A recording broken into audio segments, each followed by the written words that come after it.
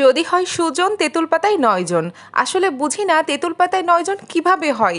তো যেভাবেই হোক এই মুহূর্তে আমার ঘরে রয়েছে মাত্র 4টে থেকে 5টা পটল। ওই তেঁতুল পাতার মতোই এই কয়টা পটল সবাই মিলে রান্না করে খেতে হবে।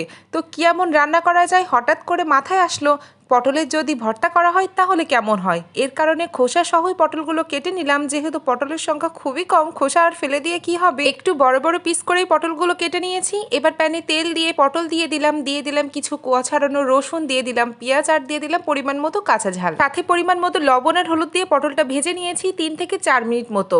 3-4 মিনিট ভাজার পরে দিয়ে দিলাম কিছু অবহেলিত ফ্রিজের ভিতরে গড়াগড়ি খাওয়া চিংড়ি মাছ পটল সবকিছুই ভালো করে ভাজা হয়ে গেছে। এবার সোজা চলে যাব শিলপাটার কাছে। এটা আমি মোটেও ব্লেন্ডারে করব না, কারণ যে কোনো ভর্তা শিলপাটাতেই সব থেকে বেশি ভালো লাগে। তো যেদিন সময় থাকে না সেদিনই আমি ব্লেন্ডারে করি, তাছাড়া কিন্তু ভর্তা জিনিসটা আমি এরকম শিলপাটায় কষ্ট করে বেটে নিই। মাত্র 2 থেকে 3 বার বেটে নিয়েছি, এতেই কিন্তু ভর্তাটা পারফেক্ট মিহি হয়ে গেছে। এবার একটা কাঁচা পেঁয়াজ কুচি করে ভালো করে মেখে নিচ্ছি। কাঁচা পেঁয়াজ যদি ভর্তার ভিতরে দেওয়া হয় তাহলে অন্যরকম একটা ফ্লেভার অ্যাড হয়। ভর্তার উপর থেকে দিয়ে দিলাম একটু আচারের তেল, ব্যাস আর কিছুই না। গরম ভাতের সাথে পটল ভর্তা, আর কি চাই। খুব মজা হয়েছে।